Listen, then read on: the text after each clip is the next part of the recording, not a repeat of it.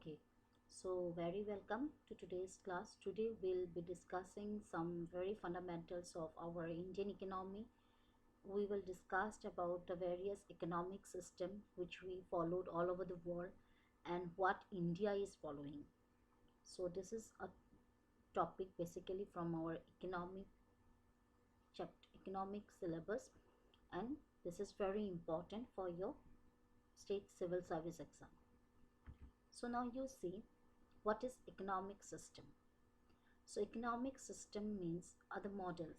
Those can be market model, non-market model, and mixed model. So what do you mean by market model, non-market model, and mixed model? So by non-market model, we mean the capitalism, the capitalist, the businessman class. By market model, by non-market model, we mean the social class, the socialism, which is a government, public undertakings, and by mix, we mean the mixture of the both. So you see, this is Adam Smith. So one thing you remember here is a book, The Wealth of Nation, written by Adam Smith. Adam Smith एक economist है. उन्होंने एक book लिखा है the wealth of the nations. उन्होंने बहुत सारे books लिखे हुए हैं, लेकिन ये wealth of the nation is one of the important book of economics written by Adam Smith. So ये वेल्थ ऑफ द नेशन को मतलब प्रीलिम्स में ये पूछा जाता है. बुक का नाम दिया जाएगा एंड द ऑथर सिलेक्ट करने दिए जाएंगे. या तो ऑथर का नाम दिया जाएगा, बुक्स का नाम दिया जाएगा ऑप्शंस में, and you have to select accordingly. So what Adam Smith was of the view. Adam Smith का क्या मानना था? एडम स्मिथ मानते थे कि गवर्नमेंट का जो मार्केट में जो इंटरवेंशन है वो नहीं होना चाहिए. मार्केट को अपने आप चलना देना चाहिए.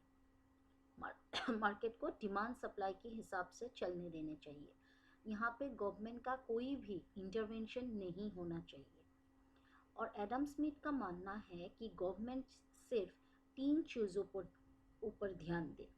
एक है डिफेंस, एक है लॉ, एक है एजुकेशन.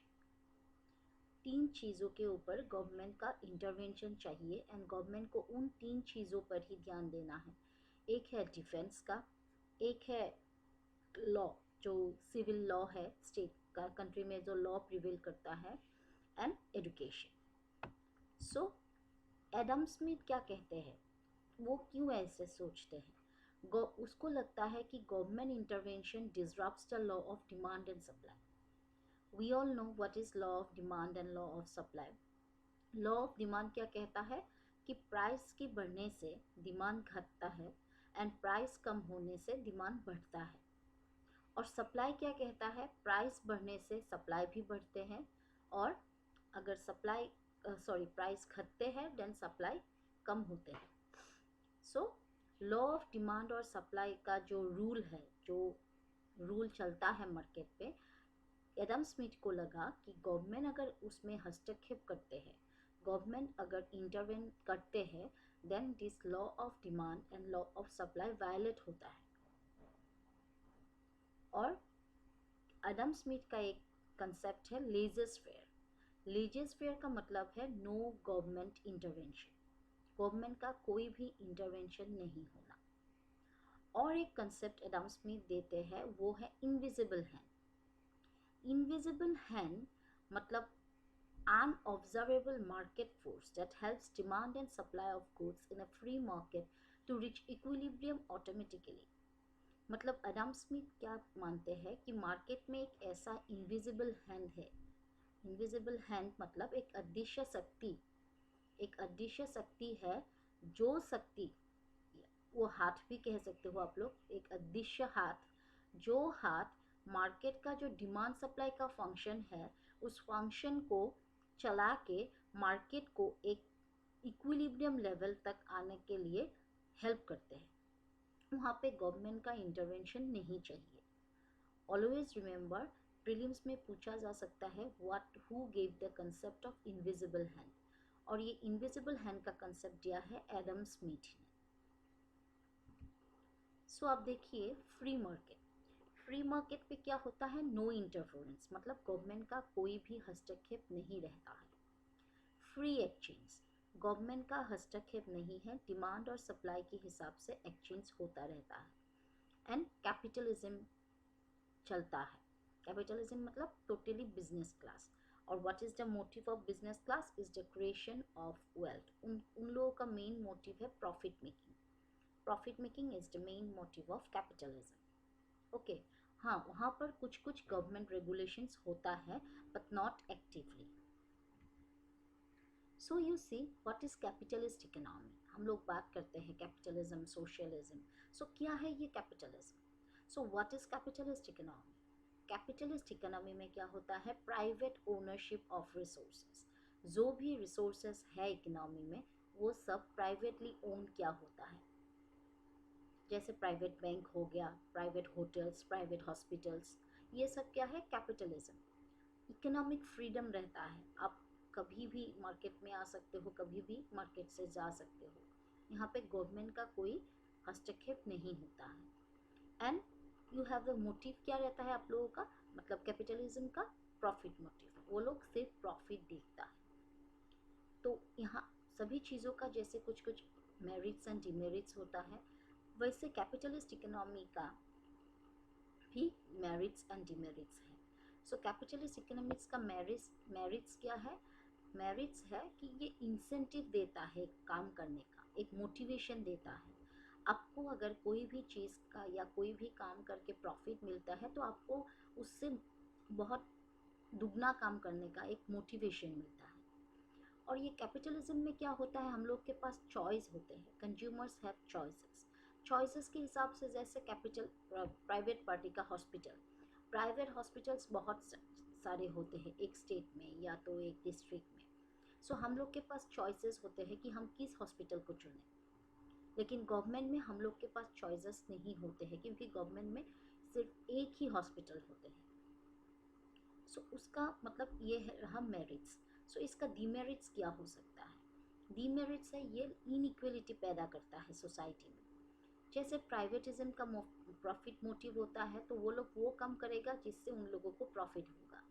सो ये इनइक्वलिटी कैसे करते हैं? अगर प्राइवेट हॉस्पिटल और गवर्नमेंट हॉस्पिटल के बीच में देखा जाता है तो प्राइवेट हॉस्पिटल्स में क्या अच्छा ट्रीटमेंट मिलता है, फास्ट ट्रीटमेंट मिलता है। और गवर्नमेंट हॉस्पिटल में भी अच्छा ट्रीटमेंट मिलता है लेकिन थोड़ा प्रोसेस स्लो होता है।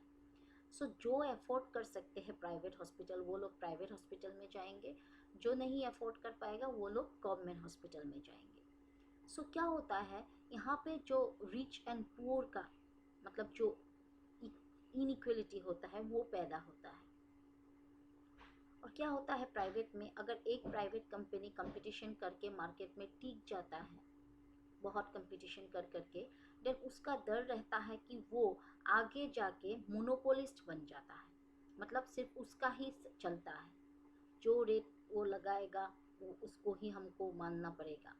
जैसे हम लोग अगर अभी प्राइवेट हॉस्पिटल्स, एक अच्छा प्राइवेट हॉस्पिटल, उसका जो भी चार्ज होगा हम लोग को पे करना पड़ेगा क्योंकि हम लोग को अच्छा और फास्ट ट्रीटमेंट चाहिए। और जब प्राइवेटाइजेशन का कोई भी चीज़ होता है वो लोग क्या, उन लोगों का मोटिव होता है प्रॉफिट। तो उसके लिए वो कम्युनिटी रिसोर्सेज को भी एक्सप्लॉइट करते हैं। अगर एक जगह पे उन लोगों को लगे कि यहाँ पे हॉस्पिटल्स या होटल बनाने से उन लोगों को प्रॉफिट मिलेगा और वो जगह बहुत एनवायरनमेंट फ्रेंडली है, फिर भी वो लोग वहाँ के पेड़ पौधे काट के वहाँ पे हॉस्पिटल्स या होटल्स बनाएंगे क्योंकि उन लोगों को लगता है वहाँ पे अगर होटल्स बनते हैं, सपोज वो टूरिस्ट प्लेस है, वहाँ पे होटल्स बनते हैं, देन उन लोगों को प्रॉफिट मिलेगा। सो ये क्या, ये एनवायरनमेंट को भी हार्म करते हैं और हम लोग का जो कम्युनिटी का रिसोर्सेस, उन रिसोर्सेस को भी हार्म करते हैं। सो इन कैपिटलिज्म को देख देख के कार्ल मार्क्स है एक अनदर इकोनॉमिस्ट, उनको क्या लगा कि ये कैपिटलिज्म मतलब क्या करते हैं, लेबर है जो काम करते हैं उन लोगों को एक्सप्लॉइट करते हैं। एक्सप्लॉइट मतलब किस हिसाब से कि उन लोगों को अच्छा वेजेस नहीं देता, अच्छा सैलरी नहीं देता है, जितना काम करवाते हैं उतना अच्छा सैलरी नहीं देते, मतलब उन लोगों को एक्सप्लॉइट करते हैं। सो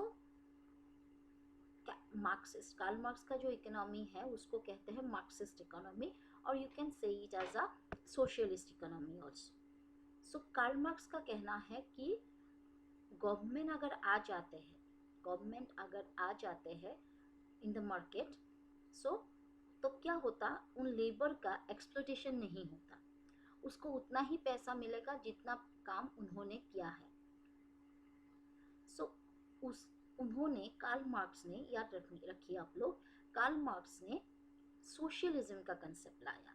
कैपिटलिज्म का किसने लाया? एडम स्मिथ ने। और सोशलिज्म का किसने लाया? कार्ल मार्क्स ने। ये इंपॉर्टेंट होते हैं आपके प्रीलिम्स के लिए। सो कार्ल मार्क्स कहते हैं कि गवर्नमेंट का इंटरवेंशन होना जरूरी है। गवर्नमेंट इंटरवेंशन होते हैं तो लेबर का एक्सप्लॉयटेशन कम होते हैं। So Karl Marx gave the concept of state economy, मतलब socialism. So this is Karl Marx, he is known as father of socialism.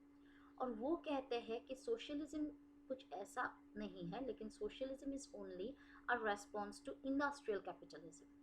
मतलब इंडस्ट्री में जो लेबर्स होते हैं उन लोगों को बहुत एक्सप्लॉइट किया जाता है, तो उसका मतलब एक रेस्पॉन्स के लिए ये सोशलिज्म लाया गया। सो सोशलिज्म में क्या होता है, यहाँ पे जो रिसोर्सेस होता है वो शेयर्ड ओनरशिप में रहता है। मतलब वहाँ पे गवर्नमेंट का भी हाथ होता है और प्राइवेट का भी हाथ होता है, मतलब ज़्यादा शेयर गवर्नमेंट का रहता है, ताकि गवर्नमेंट का शेयर अगर ज़्यादा रहता है तो क्या होता है, equitable distribution of goods and services, मतलब एक समानता रहता है, एक सोसाइटी में समानता रहता है।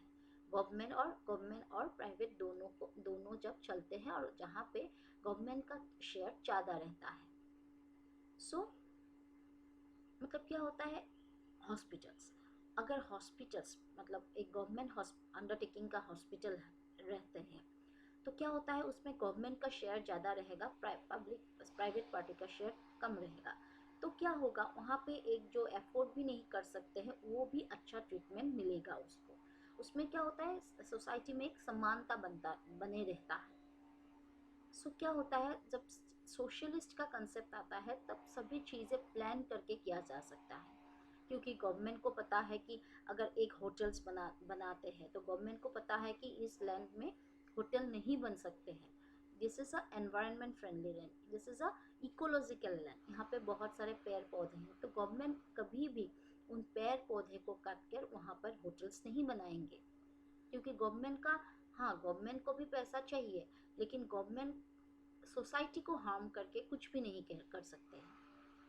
लेकिन प्राइवेट पार्टीज ये सब नहीं सोचते हैं, वो उन लोग का सोचना क्या है कि वो लोग जैसे भी हो उन लोगों को प्रॉफिट कमाना है। सो ठीक वैसे भी सोशलिज्म का भी मेरिट्स एंड डिमेरिट्स है। सो मेरिट्स हम देखते हैं, यहाँ पे एक्सप्लॉयटेशन ऑफ वर्कर्स नहीं होता है, मतलब सोशलिज्म में जो जितना काम करता है उतना ही उसका तनख्वाह मिलता है।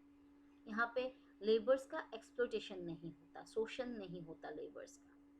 और यहाँ पे equality is practice, here equality is practice, मतलब सभी सोसाइटी में, एक सोसाइटी में समानता मेंटेन होता है, and poverty is eliminated. When government comes, government do such activities for the benefit of the poor people. They used to provide schemes, they used to provide subsidies, they used to provide incentives. So वैसे करके the poor people are helped and poverty is eliminated.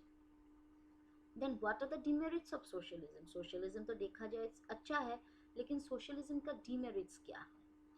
Socialism का demerits है there is no incentive to hard work.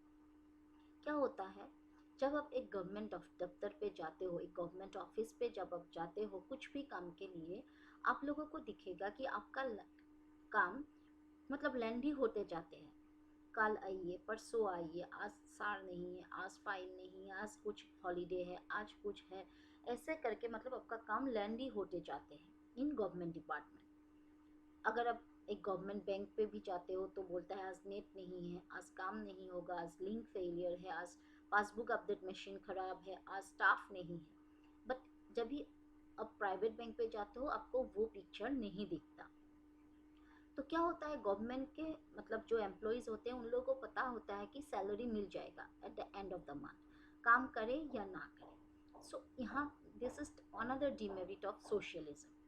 So socialism में क्या होता है, यहाँ पे कोई भी मोटिवेशन नहीं मिलता है काम करने का, और इससे क्या होता है, जो सिस्टम है सोशलिज्म का, वहाँ पे करप्शन, बहुत सारे बुरे चीज़ें होके होके क्या होता है, ये सोशलिज्म का सिस्टम मतलब एक सड़ जाता है एक समय पे, मतलब एक डीके हो जाता है सिस्टम। डीके मतलब सड़ जाना, खराब हो जाना।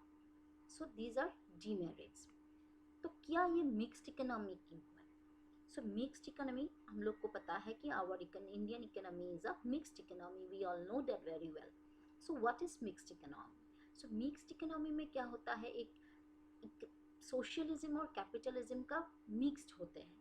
सो जब सोशलिज्म और कैपिटलिज्म दोनों का मिक्स्ड होते हैं, उसको हम कहते हैं मिक्स्ड इकोनॉमी। यहाँ पे कैपिटलिज्म, एडम स्मिथ का जो कैपिटलिज्म का कंसेप्ट है वो भी रहता है, और कार्ल मार्क्स का सोशलिज्म का कंसेप्ट भी यहाँ पे रहता है।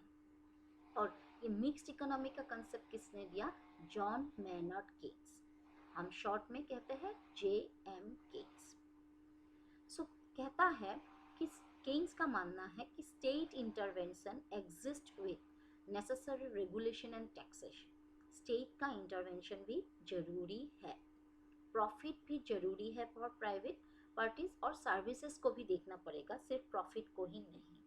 सो मिक्स इकोनॉमी में क्या होता है, अब जो पब्लिक होता है, सॉरी प्राइवेट पार्टी होता है, उनको प्रॉफिट भी मिलता है, और हम जो है, हम जो पॉपुलेशन है इंडिया का, हम लोग को क्या मिलता है, हम लोग को उसके हिसाब से सर्विसेज भी अच्छा मिलता है in mixed economy. So mixed economy का बात कब से होना शुरू किया? ग्रेट डिप्रेशन हुआ था पूरे दुनिया में इन 1930s। सो इन 1930s जब ग्रेट डिप्रेशन हुए थे, उस समय सोशलिज्म भी काम नहीं आया, कैपिटलिज्म भी काम नहीं आया। ये केन्स का मिक्स्ड इकोनॉमी का कंसेप्ट पूरे दुनिया को इस ग्रेट डिप्रेशन से बाहर लेकर आया। सो क्या हुआ था, ग्रेट डिप्रेशन के समय बहुत अनएम्प्लॉयमेंट हो गया था, बहुत अनएम्प्लॉयड हो गया था पूरे दुनिया पे, क्योंकि इंडस्ट्रीज सब बंद पड़ गए थे, कोई भी चीज़ मार्केट में चल नहीं रहा था। सो कैपिटलिज्म फेल हो गया उस समय। तो क्या हुआ, गवर्नमेंट भी कोई एम्प्लॉयमेंट जनरेट नहीं कर पा रहा था, क्योंकि इंडस्ट्रीज बंद है, फैक्ट्रीज बंद है, कहाँ पे जॉब मिलाएगा। सो मतलब सोशलिज्म भी फेल, कैपिटलिज्म भी फेल। जब केन्स ने कहा कि दोनों को मिलाकर आप लोग दुनिया को चलाओ मिक्स्ड इकोनॉमी करके, तब जाके इस मिक्स्ड इकोनॉमी में ग्रेट डिप्रेशन से पूरे दुनिया को बाहर ले आया। सो केन्स ने कहा कि गवर्नमेंट का हस्तक्षेप होना भी जरूरी है, क्योंकि गवर्नमेंट अगर अपनी तरफ से खर्च नहीं करेंगे तो गवर्नमेंट कहाँ पे एम्प्लॉयमेंट देंगे। एम्प्लॉयमेंट जनरेट करने के लिए गवर्नमेंट को अपनी तरफ से खर्च करके कुछ एस्टेब्लिशमेंट बनाना होगा, तब जाके एम्प्लॉयमेंट जनरेट हो पाएगा। और अगर एम्प्लॉयमेंट जनरेट होते हैं, क्योंकि कैपिटलिस्ट डिप्रेशन के समय कैपिटलिस्ट तो इन्वेस्ट करने के लिए डर गए थे, क्योंकि बहुत सारे फैक्ट्रीज बंद हो गए थे, मार्केट में किसी भी चीज़ का डिमांड नहीं रहा था। सो उसका मतलब मार्केट में सेल नहीं हो रहा था, तो वो मतलब एक डर सा गए थे कैपिटलिस्ट लोग। सो कौन एम्प्लॉयमेंट जनरेट करेगा?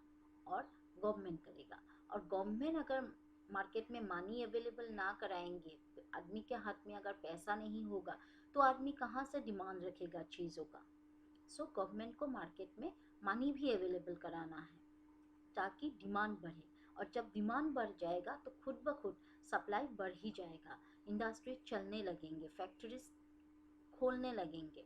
फिर अगर इंडस्ट्रीज और फैक्ट्रीज खोल जाते हैं, तब एम्प्लॉयमेंट हो सकेगा। सो ये केन्स का जो मिक्स्ड इकोनॉमी का कंसेप्ट है, वो उससे पूरे दुनिया को ग्रेट डिप्रेशन से बाहर लाया गया। वो मिक्स्ड इकोनॉमी का कंसेप्ट कब अपनाया? फ्रांस ने अपनाया इन 1944, मतलब वर्ल्ड वॉर के बाद, इन 1944 में फ्रांस ने अपनाया। और वर्ल्ड बैंक ने लेट 80s में कहा कि पूरे दुनिया में मिक्स्ड इकोनॉमी को अपनाना चाहिए। अभी मिक्स्ड इकोनॉमी का भी मेरिट्स एंड डिमेरिट्स है। सो क्या है ये मेरिट्स एंड डिमेरिट्स? मेरिट्स है यहाँ पे फ्रीडम फॉर कैपिटलिस्ट, गवर्नमेंट रहता है गवर्नमेंट का थोड़ा थोड़ा रूल्स एंड रेगुलेशंस मानना पड़ता है। फिर कैपिटलिस्ट का भी बहुत फ्रीडम है, वो फ्रीडम सोशलिज्म में नहीं था।